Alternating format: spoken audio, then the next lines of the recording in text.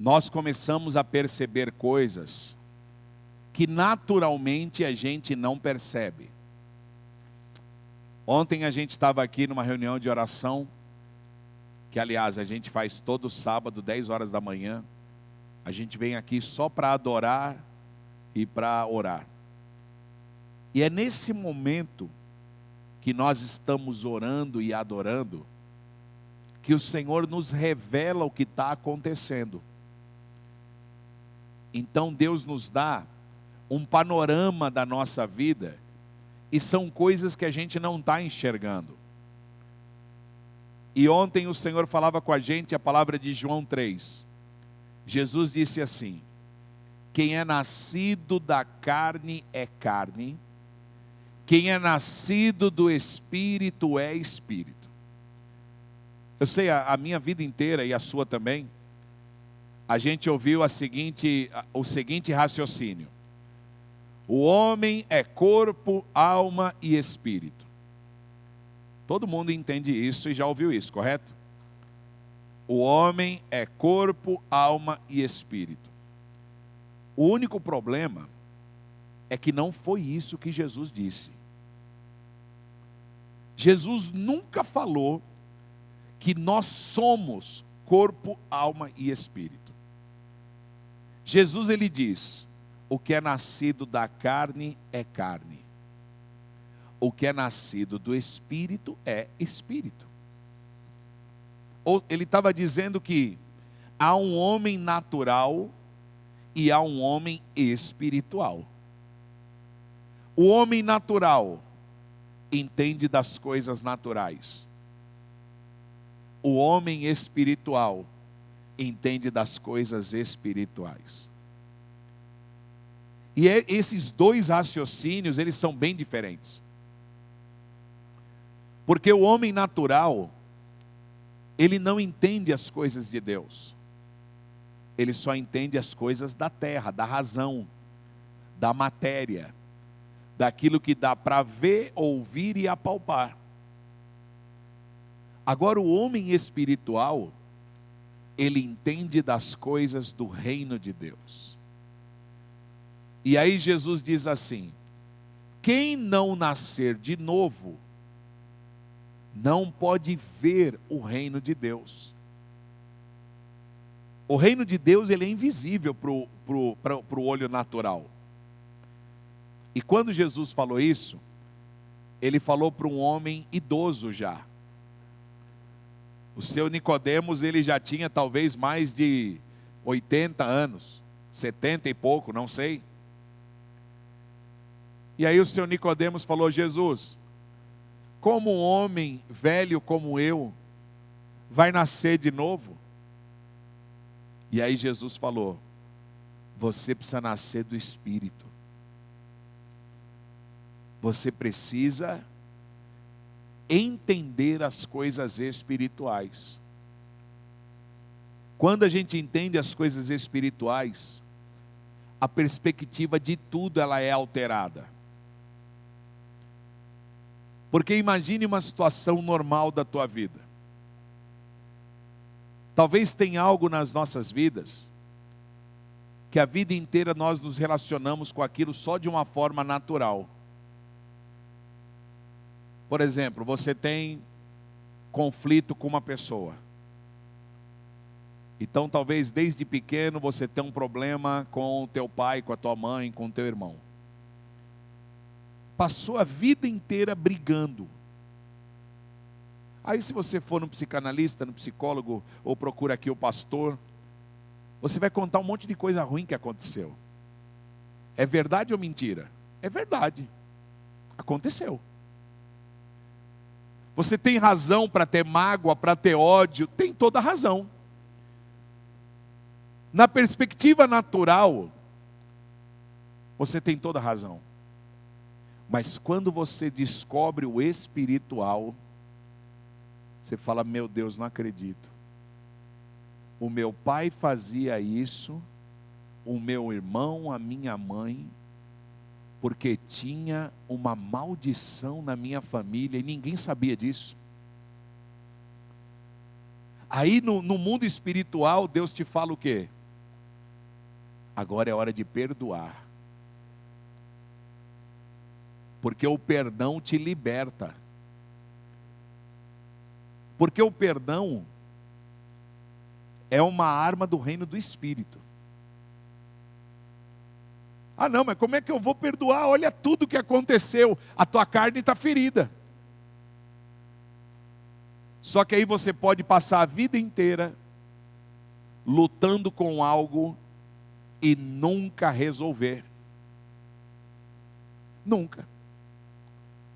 Por exemplo, eu vou ao médico. Eu louvo a Deus pelos médicos. Eu louvo. Para mim, a medicina é uma ciência da misericórdia de Deus com a gente. Deus nos ama tanto que Ele falou, deixa eu criar os médicos para ter misericórdia desse monte de cabeção aí. E Deus envia os médicos, eu acredito, a medicina é uma bênção. Mas alguém aqui já tentou fazer um tratamento que médico nenhum resolveu? Na boa, irmão. Não dá uma raiva quando a gente vai no médico? E você conta para o médico o que está acontecendo e ele não entende. Não, doutor, mas a dor é... Não, essa dor não existe. Como não existe? Eu estou sentindo. Eu sei que eu estou sentindo. E aí o médico não sabe resolver. Ou então você vai para resolver um problema, resolve aqui e você fala, caramba.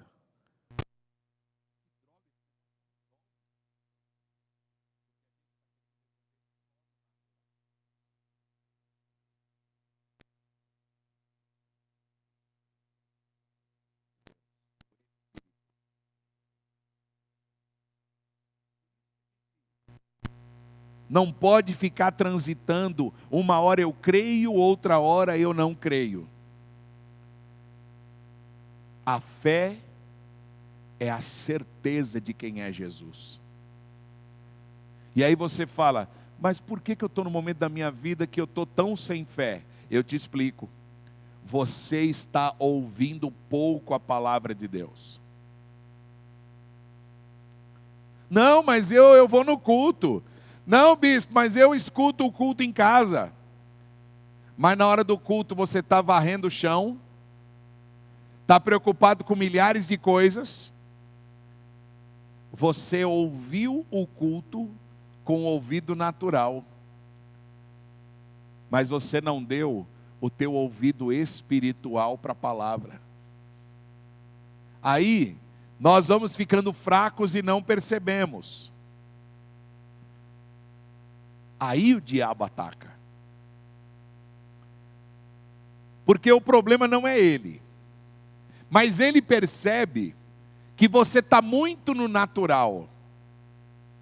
Está irritado, está nervoso, está chateado, está preocupado, está desanimado, está triste, está não sei o quê. Aí ele fala, peraí, ela está bem no natural agora.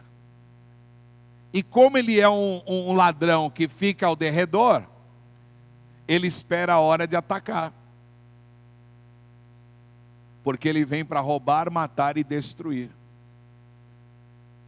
Ouça isso. O diabo só tem poder para aquele que anda na carne e no natural.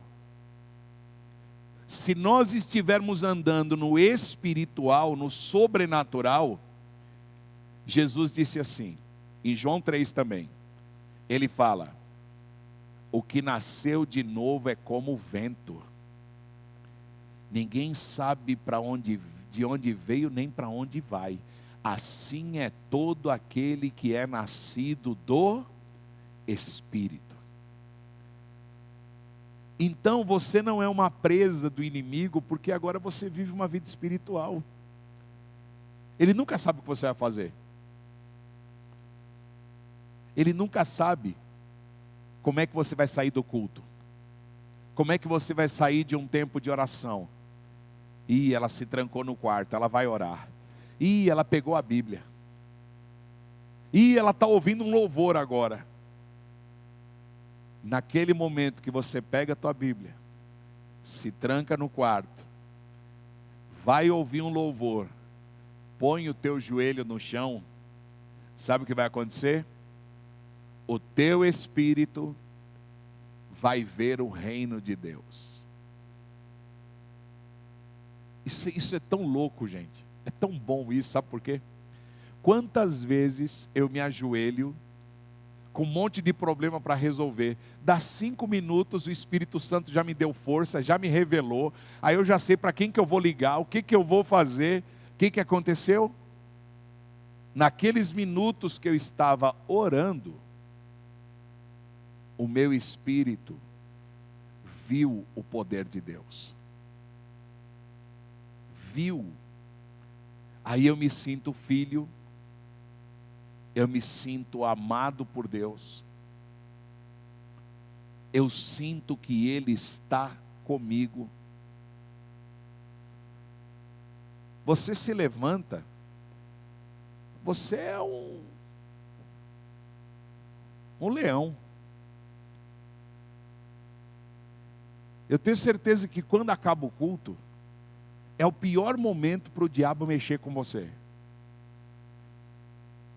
Porque enquanto nós estamos aqui, o Espírito Santo está revelando o reino para você.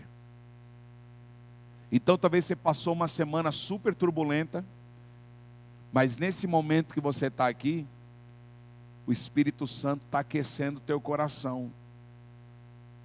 Você já chorou aqui, já riu, já sentiu a presença de Deus. Querido, tem dia que a gente não precisa de muito, a gente só precisa sentir a presença, não é? Quando a gente sente aquela presença de Deus, muda tudo, muda tudo. Talvez você saiu de casa batendo porta, aí já volta manso. Já não queria trabalhar, amanhã vai trabalhar. Já queria desistir de um monte de coisa, mas o Espírito Santo, Ele nos alinha. Então o que eu estou sentindo aqui hoje é isso, guarde isso. O Espírito Santo está te alinhando para esse tempo da tua vida. Amém? Quem quer ser alinhado pelo Senhor aqui? Amém? Esse texto aqui que a gente leu, fala de um homem que Deus estava alinhando ele. Isaac era filho de Abraão. E até esse momento aqui, ainda não existia povo de Israel. Por enquanto era só uma família. Deus chamou um homem chamado Abraão. Esse homem, Abraão, com 100 anos, ele tem um filho, chamado Isaac. Eles eram nômades, eles eram beduínos. Eles moravam em tendas no deserto, eles criavam animais e eram agricultores.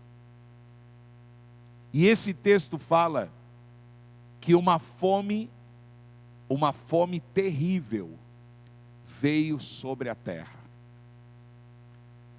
E é sobre isso que eu quero falar com você hoje. Deus, Ele quer te alinhar para esse mundo que está aí fora e para esse tempo que o mundo está vivendo. Quando começou a pandemia, o Senhor colocou no meu coração o seguinte: esse vai ser um tempo de fortalecimento das famílias. Aí nós viemos aqui e avisamos, falamos: olha, esse é um tempo que Deus está nos trancando em casa, porque as famílias precisam ser curadas. Valorize a tua família. Faça a tua casa ter um som de adoração. Se não dá para ir para a igreja, faça da tua casa a igreja. Só que aí o que acontece? Alguns ficaram só no natural.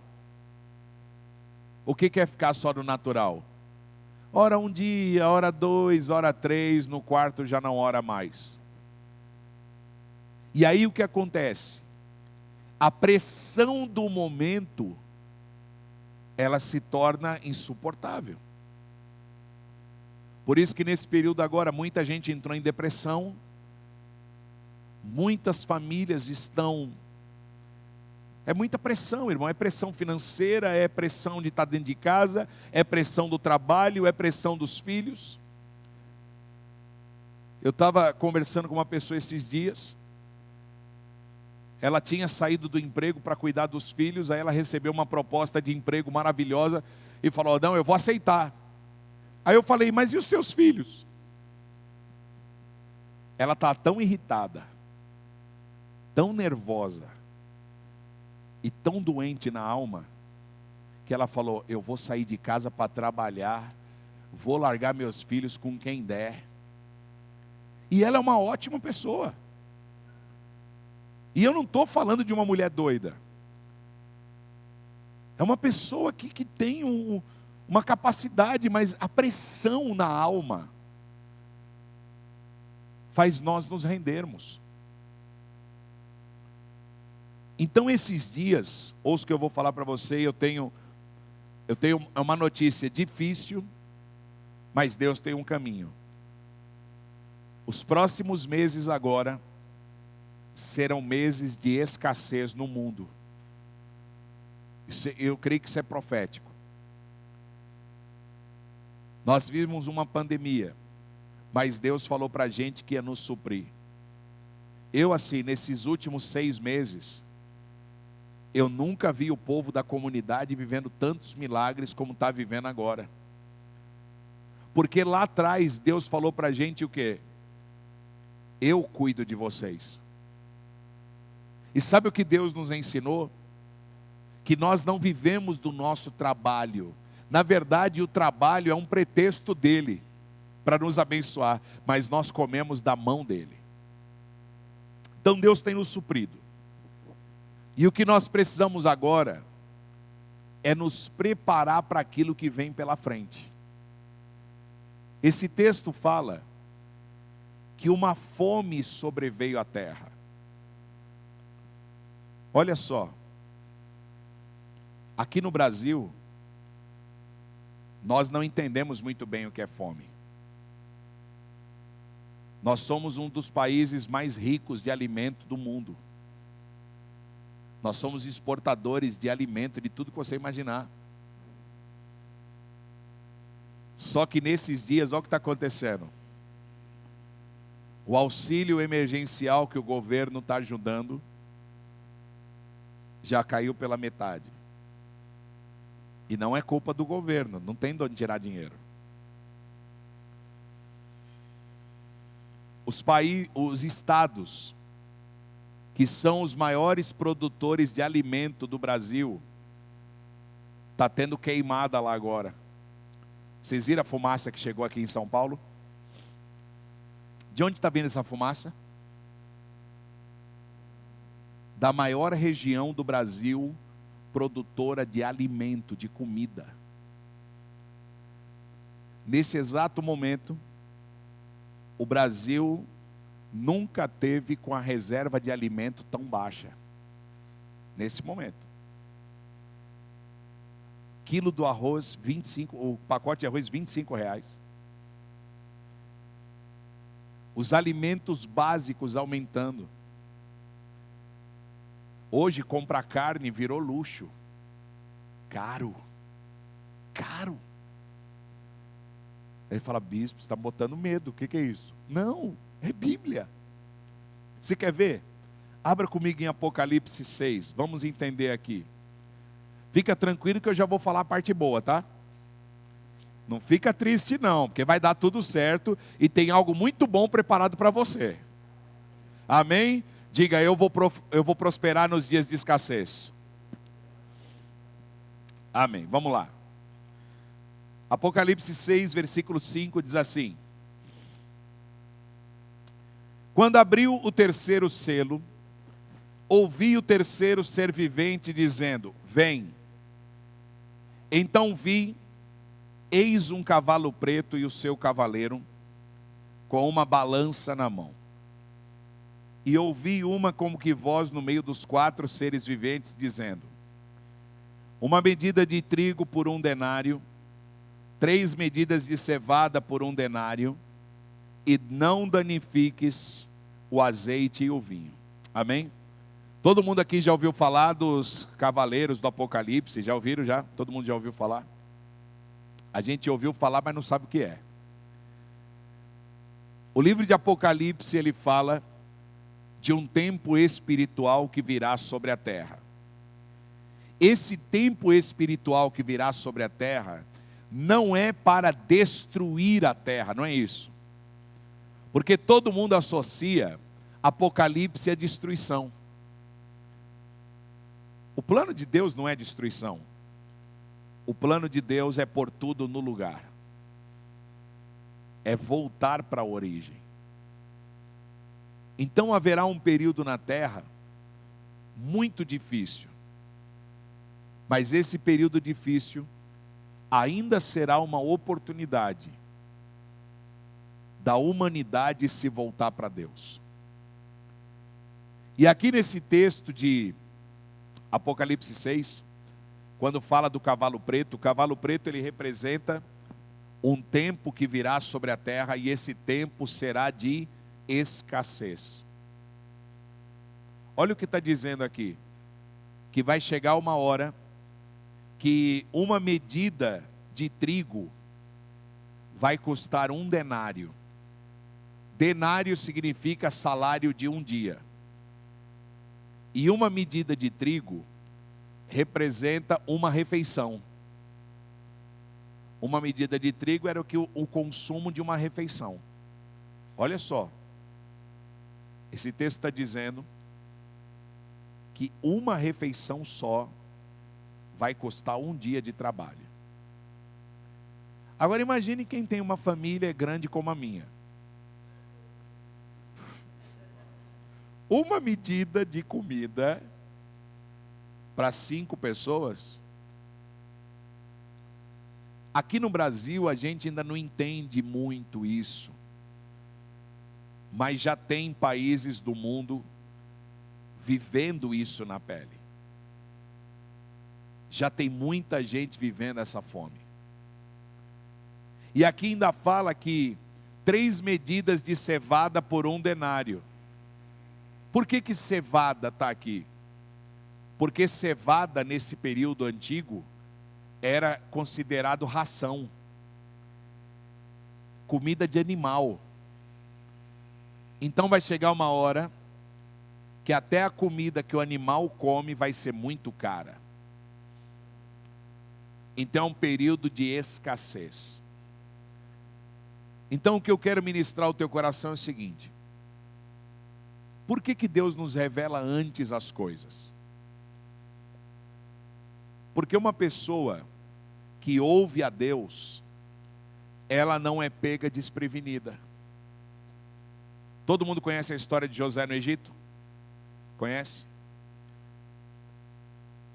José, por 7 anos, ele ajuntou em celeiros muita comida. Quando vieram os 7 anos das vacas magras, que foi a fome na terra, ele pôde alimentar milhares de pessoas. Então o período de escassez não é para todo mundo. O período de escassez vai atingir aqueles que não estão preparados. Só que se a igreja ouvir a voz de Jesus, nós vamos nos preparar, nós vamos andar da maneira correta, e sabe o que vai acontecer? No meio da escassez, Deus vai nos usar para abençoar milhares de pessoas em nome de Jesus.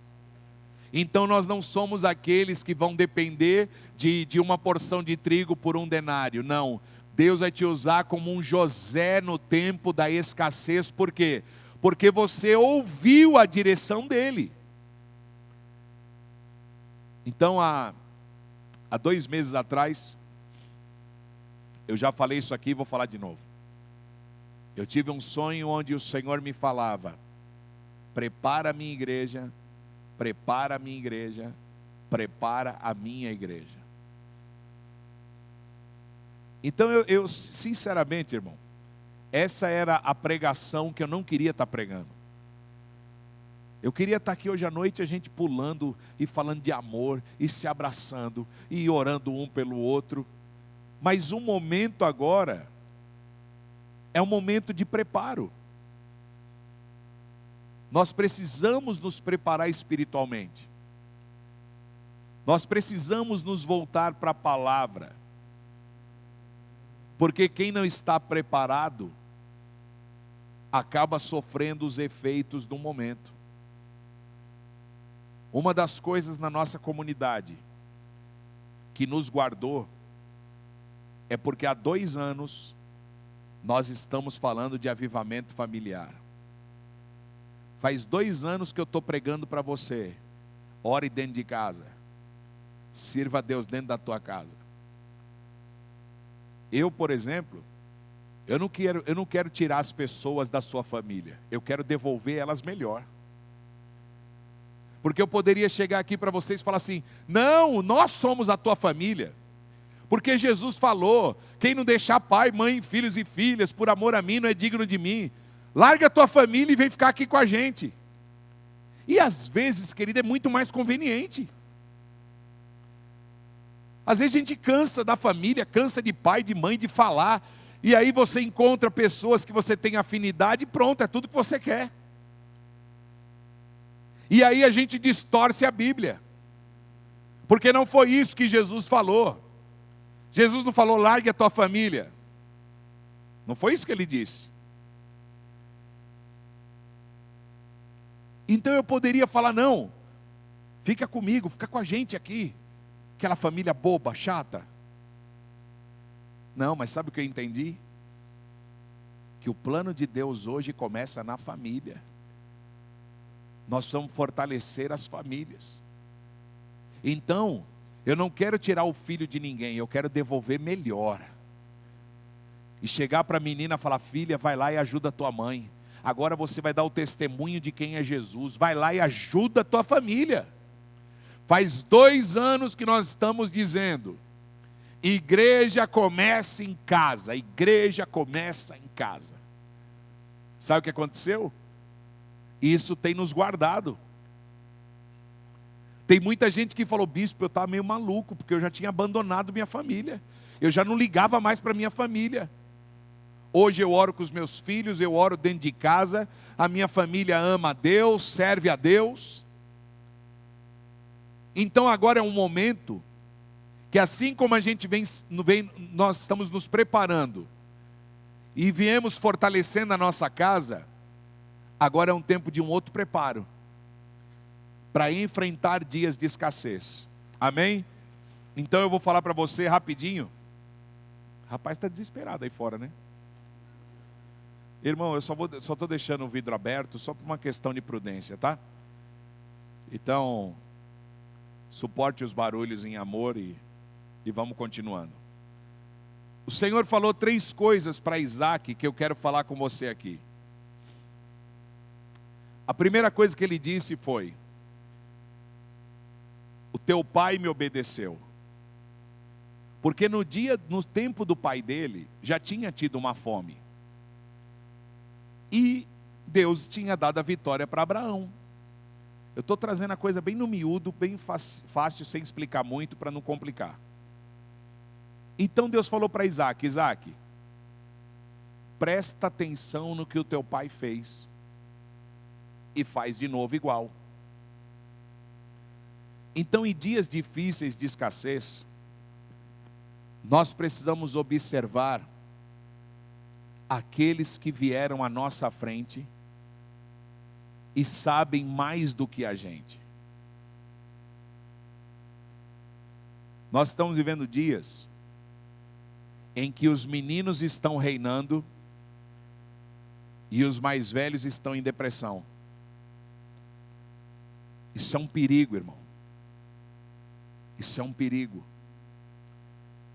Porque em dias de escassez, nós temos que ouvir aqueles que já passaram pela escassez, já passaram pela dificuldade. Eu e a Selma, a gente estava sexta-feira, até contei aqui de manhã, né? Vou contar de novo porque para mim foi muito especial. A gente estava vendo uma live do pastor Azaf Borba. O Azaf Borba, ele já tem mais de 40 anos de ministério, de adoração. Um monte de música que a gente canta na igreja, Deus deu para ele. É um adorador, um pastor muito antigo. E ele estava fazendo uma live com outro pastor, o pastor Benê, lá do Ministério Koinonia, que a igreja também já cantou, sabe? A único que é digno de receber. Ele fez essa música, ou seja, era uma live com dois pais falando. Dois homens que só de olhar para a barba, para o cabelo branco e para a história que ele tem com Deus, a gente tem que sentar, ficar quieto e ouvir. Porque já caminharam muito. Aí eu falei, Selma, olha que interessante. Esses dois homens que têm muito para nos ensinar, tem 90 pessoas vendo a live deles. Aí você pega lá uma outra pessoa, que ainda não tem uma caminhada com Deus. Você chega lá na live e tem 10 mil pessoas vendo. Eu sei que Deus usa os mais novos, porque Ele me usou novo. Nosso ministério começou com 21 anos de idade. Eu sei que Deus usa, irmão, os meninos. Ele usa as crianças.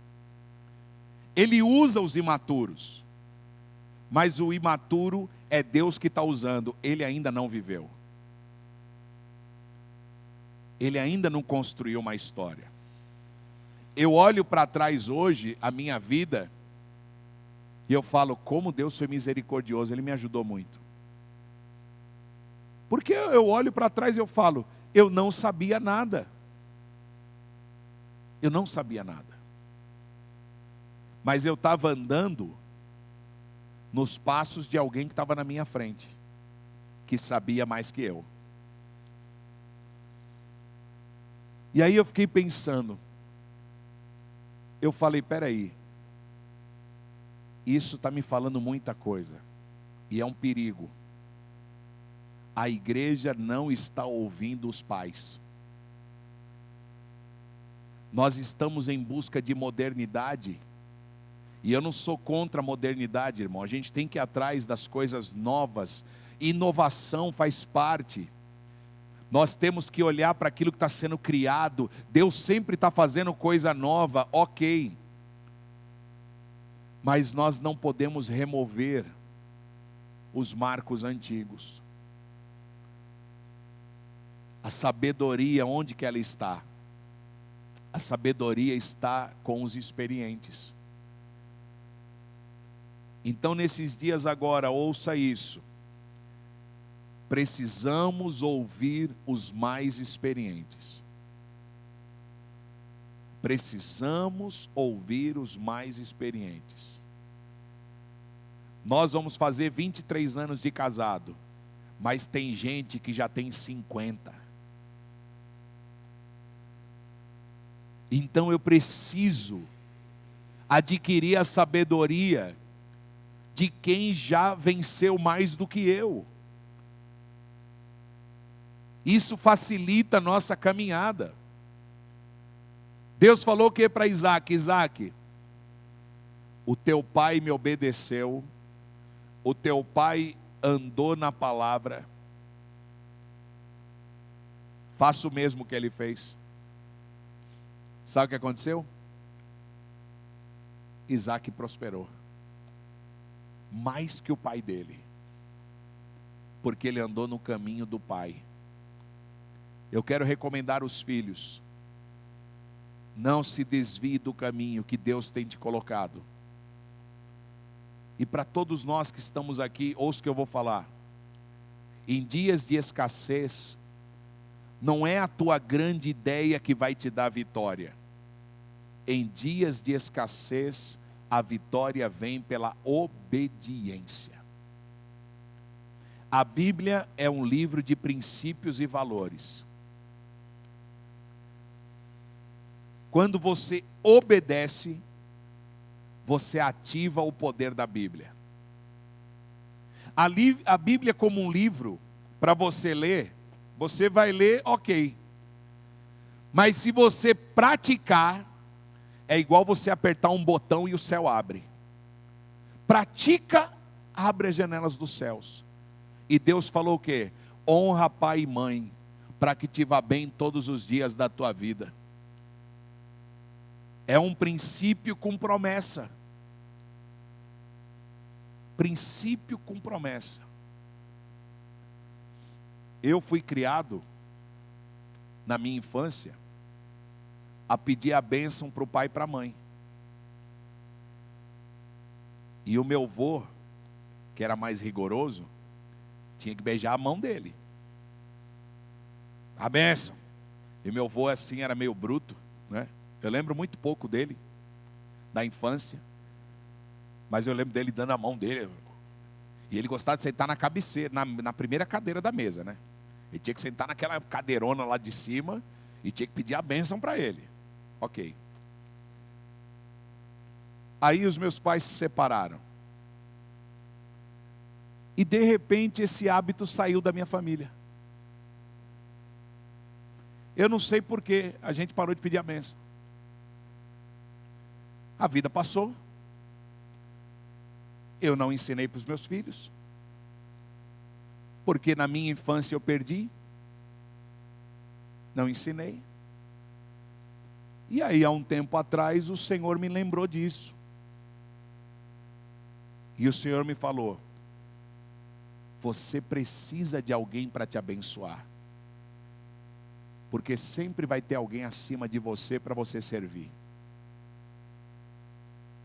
E Deus me falou: eu coloquei pessoas acima de você.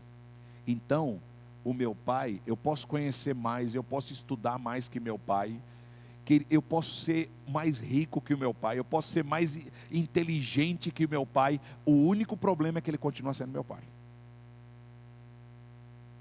Eu nunca vou ultrapassar ele. Nunca. Nunca. Eu vou morrer e ele vai morrer e ele ainda vai ser maior do que eu. Aí você fala: mas por que Deus faz isso? Porque a gente precisa do rastro de alguém e servir alguém. Aí você fala: mas bispo, e se meu pai não é uma referência para mim? E se meu pai não anda com Deus? Ele ainda é teu pai. Ainda é tua mãe. Ainda é teu chefe. Ainda é teu líder. Deus vai colocar alguém para você servir, para você honrar. Então nesses dias, guardem isso. Guardem isso. Se você tiver um coração de servo, um coração obediente, você vai ter um rastro para seguir. Deus vai te honrar e Deus vai te dar uma direção perfeita. Então o que Isaac tinha que fazer? Andar no caminho que Abraão andou. Bispo, e eu que não tenho pai? Querido, Deus sempre vai prover uma referência para você. Ande. Deus colocou várias referências na minha vida, em momentos oportunos. Então, quando eu não tinha nenhum lugar para olhar, Deus colocava uma referência e falava: ó, siga aquele ali. Ó, ande daquele jeito ali. Casamento, não, mas como é que eu vou olhar? Para onde eu vou olhar casamento? Porque meus pais se separaram. Minha família não tem uma referência para onde eu vou olhar. Aí Deus colocava: ó, casamento é isso aqui, olha para esses aqui. Olha para esse modelo. E segue. Como é que eu vou lidar com dinheiro? Como é que eu lido com trabalho? Deus vai pôr uma referência. Então ouça, em dias de escassez, precisamos observar as nossas referências e seguir. Amém? Seguir. A segunda coisa que Deus falou para Isaac foi: não desças ao Egito. Deus é tremendo, né? Porque a primeira coisa que se faz em dias de escassez é buscar um refúgio. Por que Deus fala de Egito? Porque o Egito era a metrópole. A metrópole tinha muito dinheiro, só que ali era o lugar dos acordos. Então na metrópole, no Egito era assim: ah, você quer dinheiro? Está precisando de dinheiro? Minha família estão passando fome, nós viemos não sei da onde. Ok, nós vamos te dar comida. Só que eu te dou comida, você me dá a sua vida. Porque quem ia para o Egito virava o quê? Escravo. Ouça isso, Deus está te livrando nessa noite. Porque em dias de escassez, só nos resta fazer um acordo. Cadê meu óculos? Obrigado. Em dias de escassez, peraí, irmãos, nós somos forçados a fazer acordos. Quem já entrou no cheque especial? Cartão de crédito. Quem saiu fácil? A gente entra fácil, mas para sair, sabe o que é? Desespero. Dias de escassez nos faz tomar as piores decisões da nossa vida. Você já viu que no meio das crises, quais são as instituições que mais ficam ricas?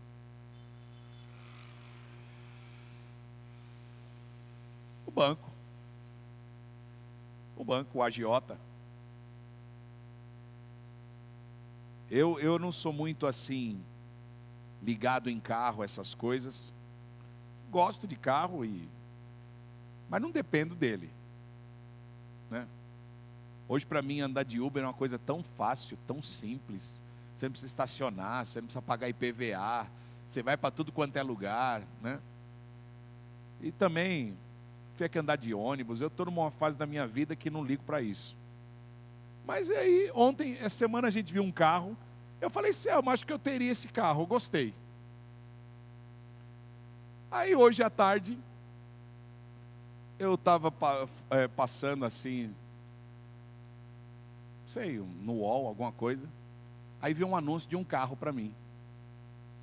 Falei, é legal, vamos ver. Aí estava lá, simulação. Simular o quê? Financiamento. Aí eu apertei. Aí estava lá, eu olhei e falei, interessante, dá para pagar. Na hora que eu pensei, dá para pagar, o Espírito Santo me falou, não desças ao Egito.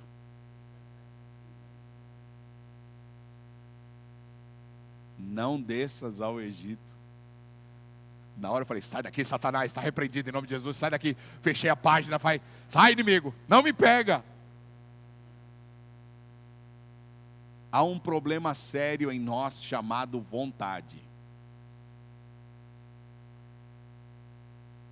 Eu estou com vontade de servir a Deus. Eu estou com vontade de casar. Deixa eu falar uma coisa, alguém aqui está com vontade de casar? Hora que passa. Está com vontade de casar? Isso, vamos orar. Senhor, tira essa vontade agora. Sabe por quê? Não case porque está com vontade. Porque vontade, lembra que eu te falei do homem carnal e do homem espiritual? A vontade é um estímulo da nossa carne, da alma. O único problema da vontade qual é? Vontade passa. Aí a pessoa casou porque está com vontade, deu uns 2, 3 meses. Gente, não é que passou? Os últimos casamentos que eu tenho feito, eu tenho botado pânico, irmão, desculpa. A pessoa pensa, eu vou chamar o Bispo Cristo, o casamento vai ser bonito, eu vou botar um terror na cerimônia. Porque as pessoas estão brincando com coisa séria. Eu falo, cara, você vai casar mesmo? Você vai arrancar essa aliança do dedo? Você vai arrancar? Você vai trair Deus? Então não casa. Mas eu estou com vontade. Então eu falei, esse é o problema. Eu não caso porque estou com vontade. Eu caso porque eu tenho convicção. É a mulher de Deus para a minha vida. Eu vou construir minha família e eu vou morrer do lado dela. Então, a gente não está casado porque está gostando, porque está sentindo, por emoção, ou porque é o amor lá, o coração. Não. Nós casamos porque foi Deus que plantou. Deus criou. Então eu tenho convicção. Servir a Deus é assim também, querido. Ah, você estava com vontade de fazer hoje? Hoje não. Você acha que é todo dia que eu estou com vontade de pregar? Não, tem dia que eu estou com vontade de ficar quieto. No meu canto. Quietinho. Mas eu não sirvo a Deus porque eu estou com vontade, gente. Querido, eu já fiz um monte de coisa para Deus sem vontade. Ah, mas como é que Deus recebeu? Ele recebeu, sabe por quê? Eu não deixei minha vontade me dominar. Eu falei para Ele, Senhor, eu não estou com vontade, mas eu tenho convicção, então eu vou fazer. Porque eu ando, porque eu acredito, pela palavra, pela fé.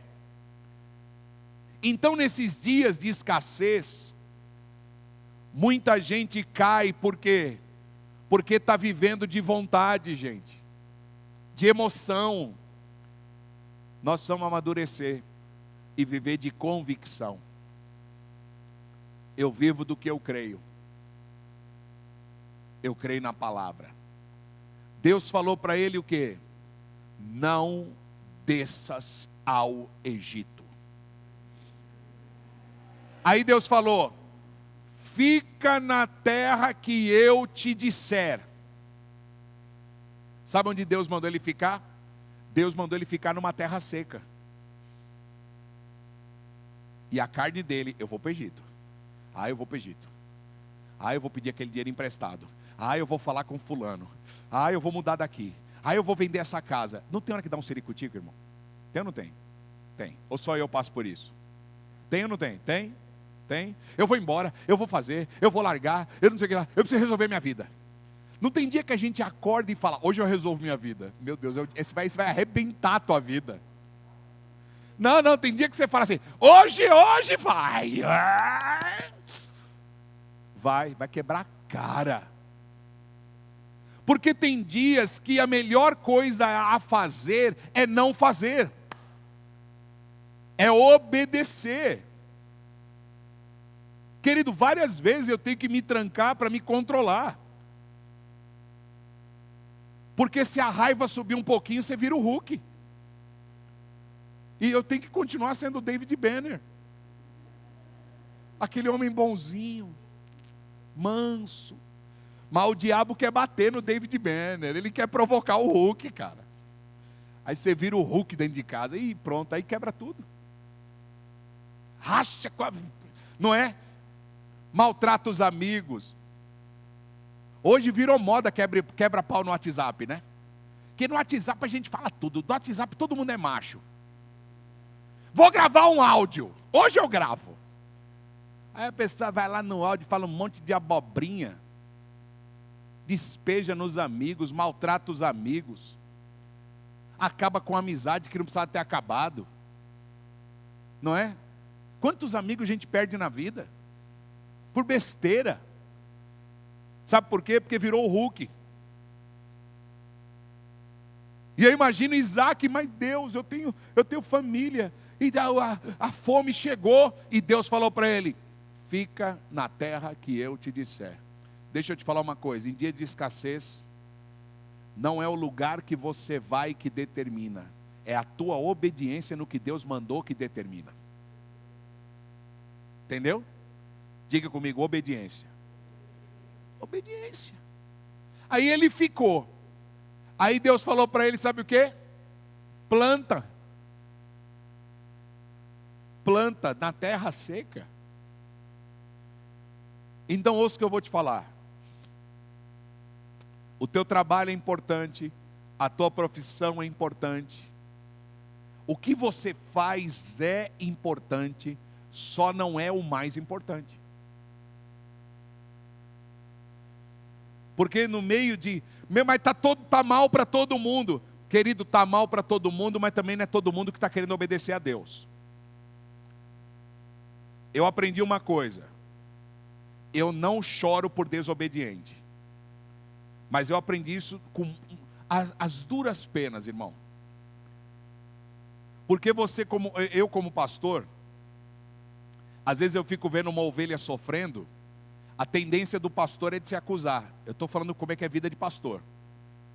Pastor vê os casais brigando, a culpa é minha que não ajudo eles. O cara está passando fome, a culpa é minha que não dou dinheiro para ele. Você acha que a culpa sempre é sua. Aí um dia o Espírito Santo me exortou.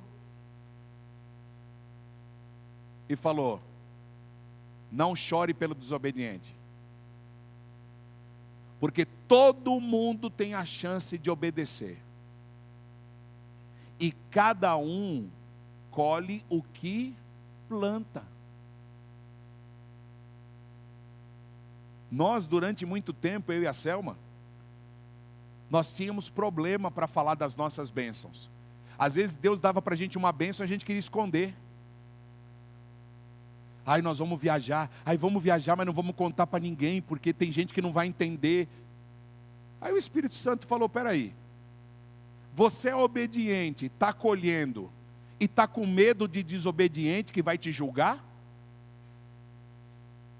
Porque, gente, os maiores fofoqueiros do mundo são os desobedientes a Deus. Eu nunca vi uma pessoa obediente a Deus fofocando.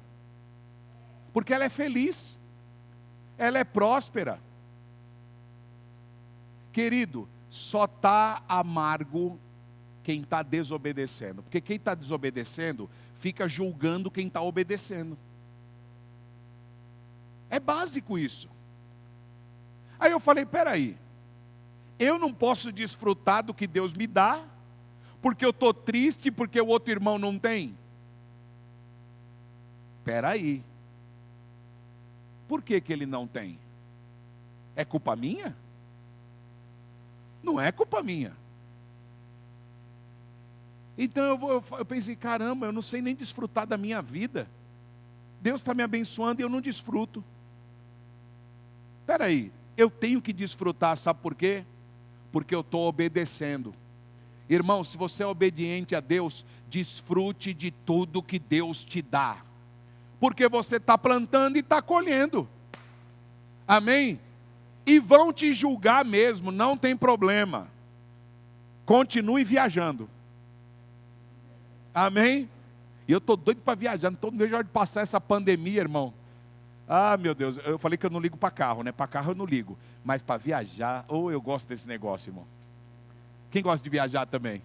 Então nós vamos viajar todo mundo junto. Senhor, libera. Já pensou a gente fazer uma viagem? Vamos ir para Israel, todo mundo junto? Eu creio. Amém? Então, se você é obediente, o que vai acontecer? Versículo 12, olha aqui.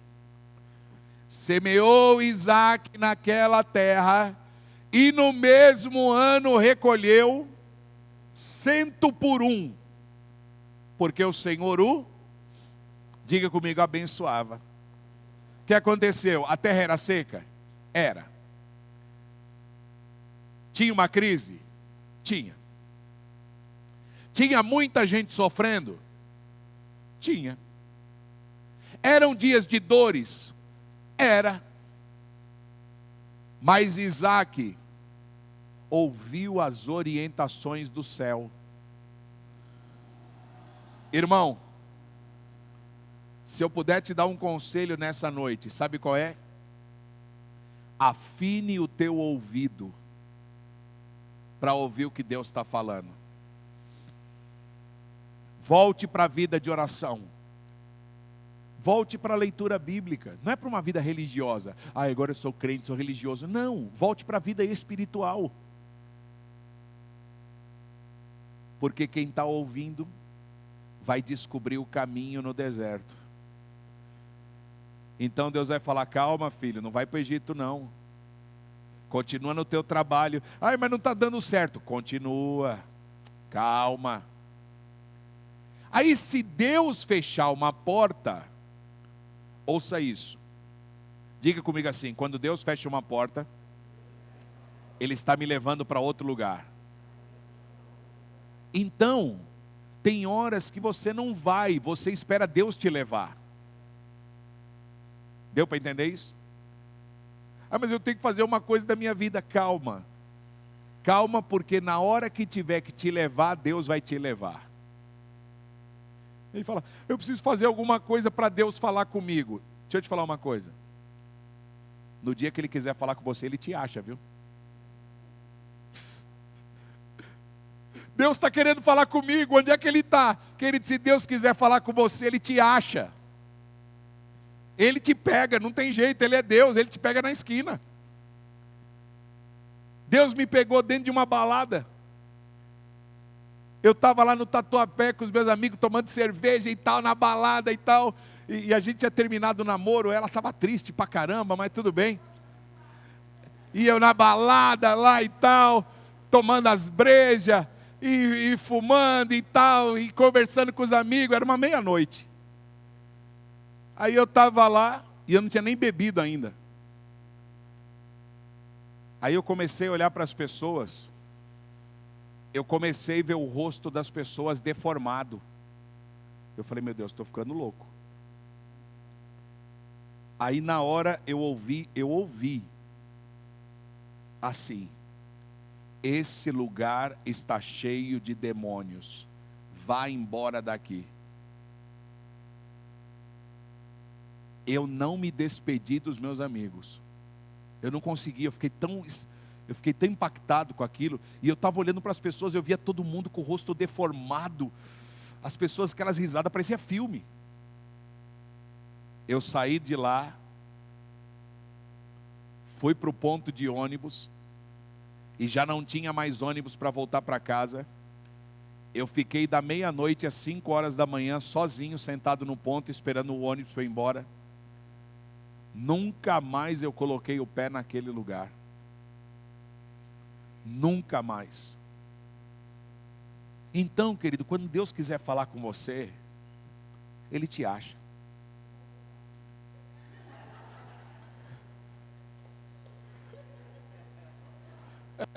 Graças a Deus.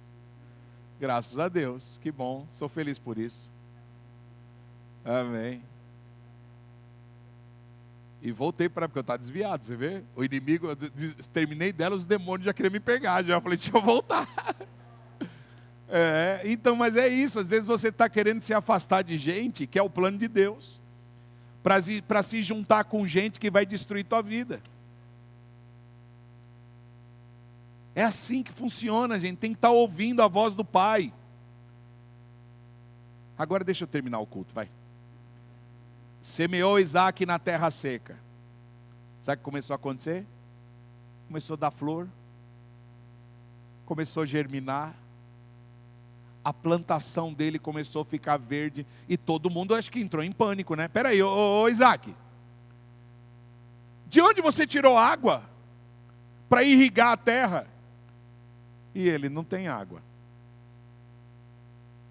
Que adubo você usou?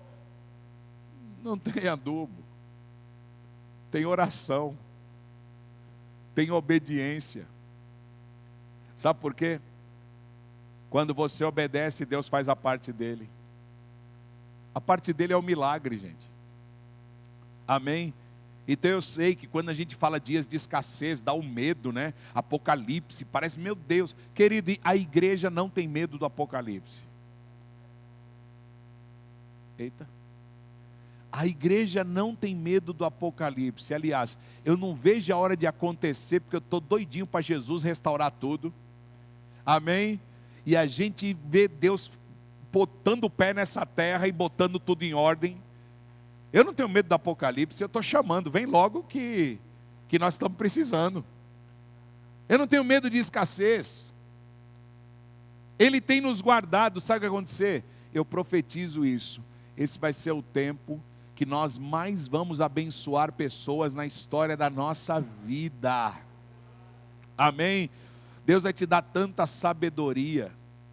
Deus pegou um menino. Quantos anos você tem, Gabriel? Já está velhinho já. José tinha 17. Deus pegou o Zé, levou aquele menino para o Egito. Aquele cara sozinho, gente. Quando eu chegar no céu, eu vou dar um abraço no Zé. Falar: Zé, na boa, me conta como é que foi saber que você sozinho livrou a humanidade da fome. Já pensou? Nós não entendemos a grandiosidade do que Deus pode fazer através de nós. Deus pode nos usar para abençoar milhares de pessoas. E aí eu vou te dizer que nisso está o sentido da tua vida. O sentido da tua vida é o quanto Deus passa por você e através de você. Quantas vidas a gente pôde impactar. A diferença que nós fizemos. Deixe Deus te usar nesse tempo. Então, esse é um tempo que, se Deus te deu uma palavra, siga ela. Agora, se você ficar sentado com medo, se sentindo fraco, a pressão vem. E a escassez, ela te... Vai, desista. Abra mão de tudo. E a escassez... Eu nem falei sobre isso, eu vou terminar agora em nome de Jesus falando disso. O problema da escassez não é falta de dinheiro. É a sequela disso.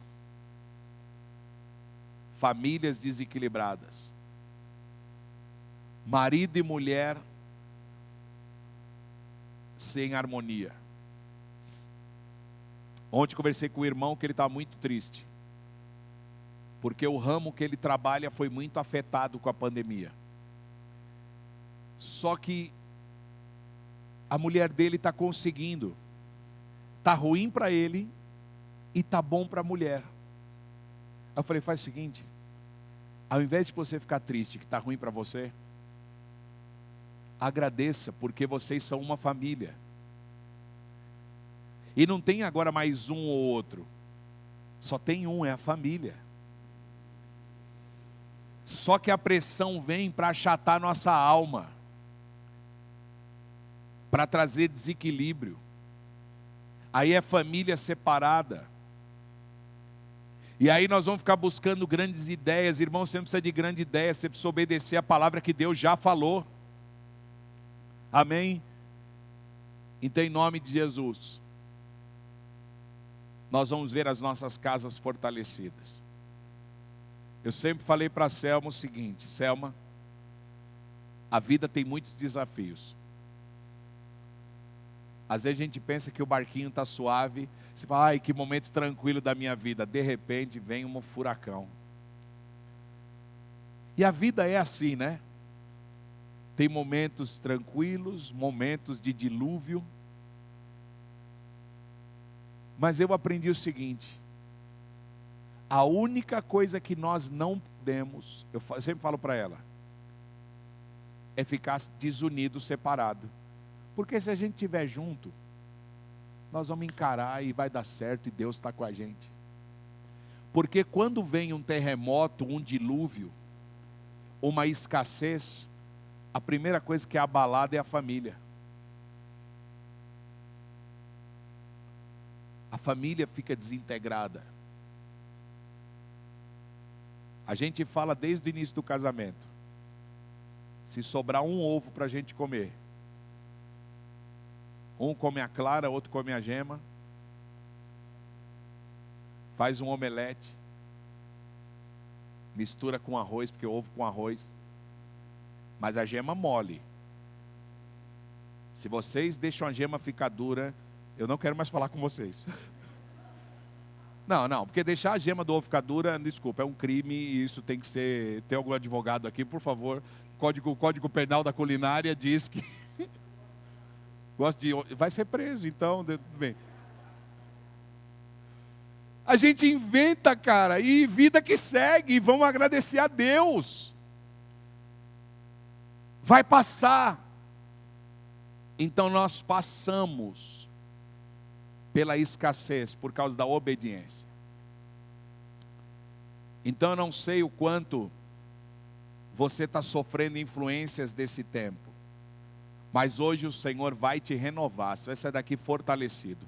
Você que está em casa nos assistindo, o Senhor vai te renovar da sequela da escassez.